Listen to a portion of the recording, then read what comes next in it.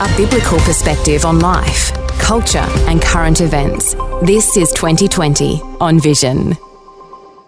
Let's get a spotlight on some of the latest trends in education.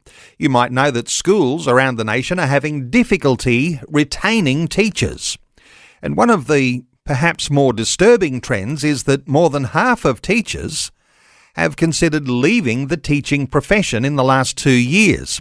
Ashley Fell is back with us. She's social researcher and director of advisory with McCrindle Research. She's a trends analyst and media commentator. Ashley Fell, a special welcome back to 2020.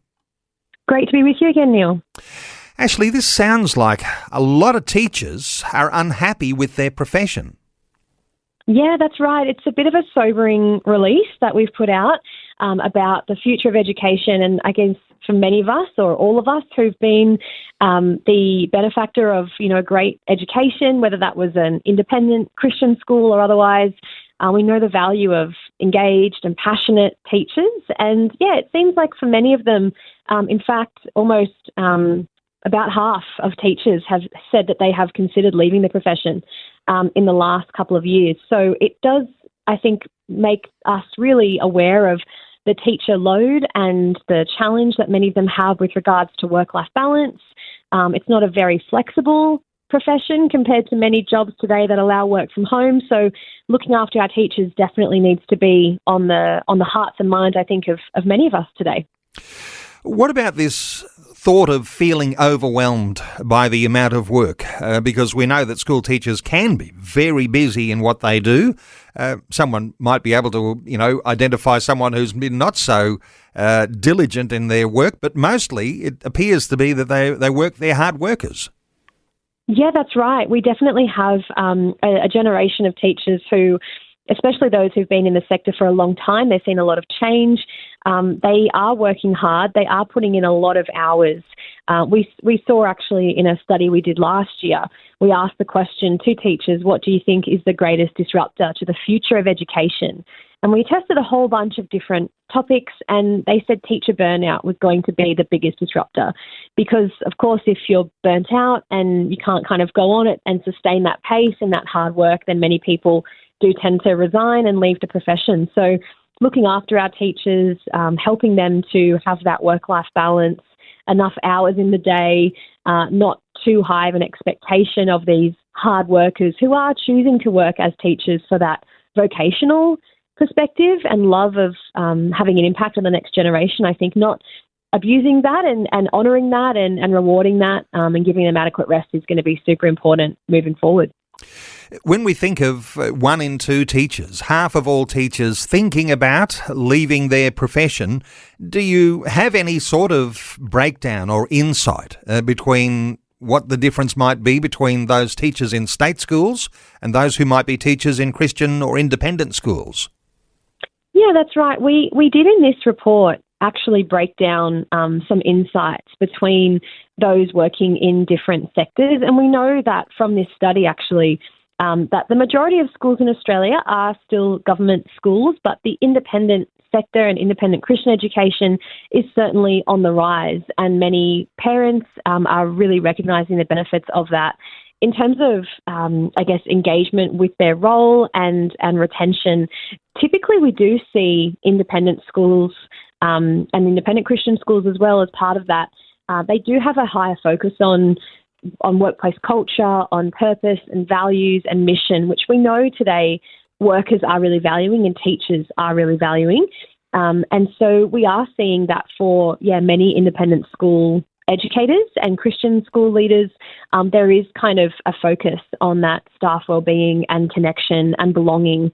And they feel like they belong to that school community, are proud to be a part of that school community and aligned with the values of that school community. So we are seeing, that's not to say, of course, that independent Christian schools don't have the challenge of attracting and retaining great teachers, but I think because they do have a greater focus on that values kind of alignment, we do see attraction and retention, especially retention, kind of higher among that sector.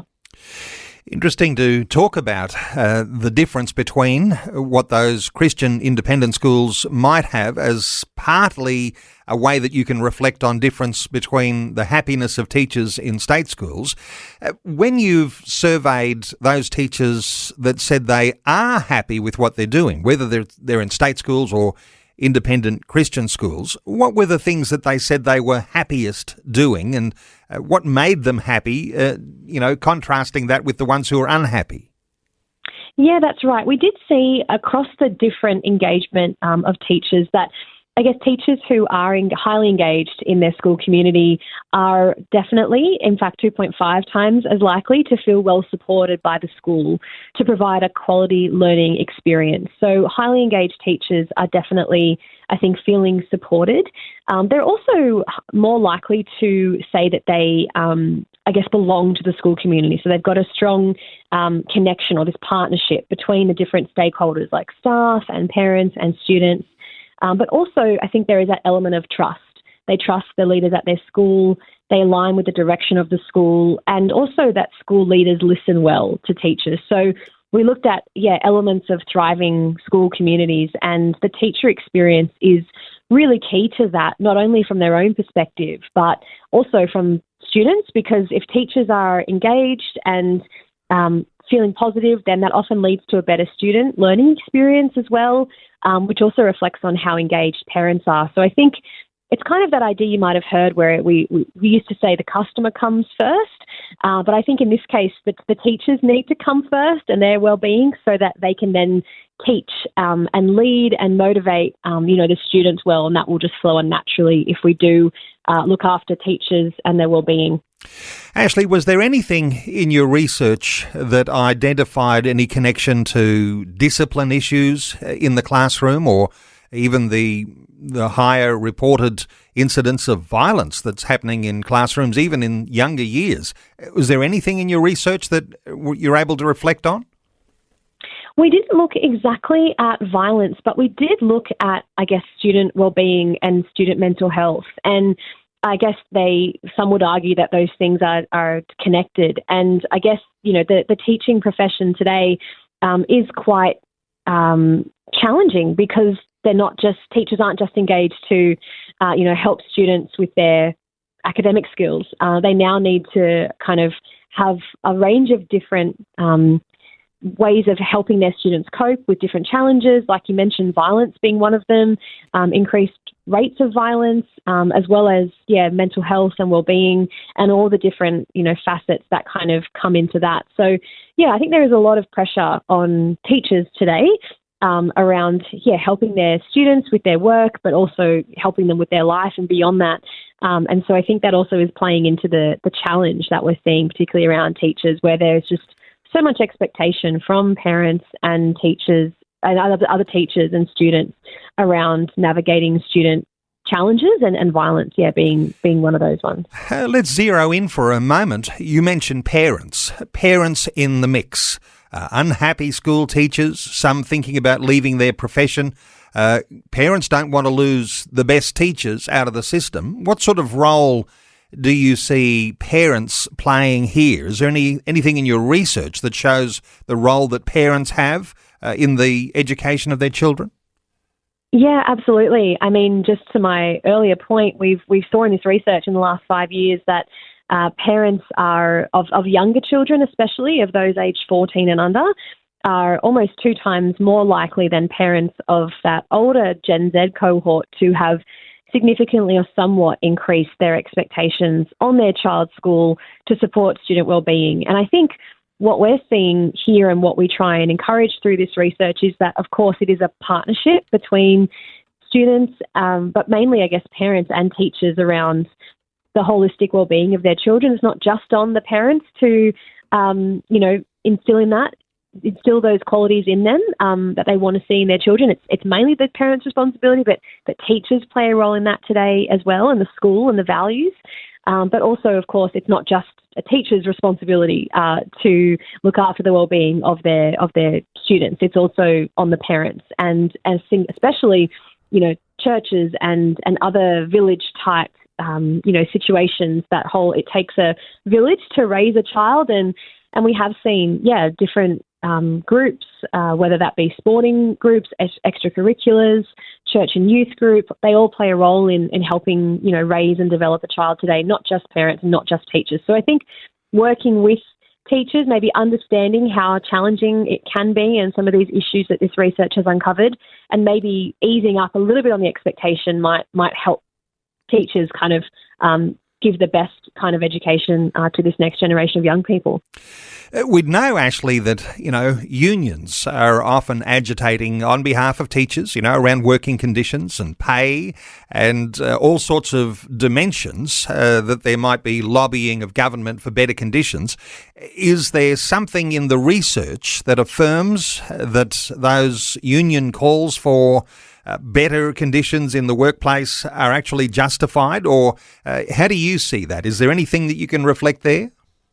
Yeah, absolutely. I think it's really fascinating, and as I said earlier, sobering to see that, about half or just over half of teachers have considered leaving the teaching profession in the last 2 years, and we've also seen of those that have considered leaving the teaching profession that 74% say they feel overwhelmed by the amount of work they need to achieve in a week. So I think what we are seeing is, in this study anyway, a lot of evidence-based insights that do show the need for some reform and some, maybe different way of doing things and different ways of alleviating the pressure that teachers do feel. And of course, the work that unions do in advocating for that is something, I think, in the right direction, and other ways, other strategies that we can work on from different stakeholders to help this particular profession, I guess, continue to thrive and hopefully, not see a lot of those people who have considered leaving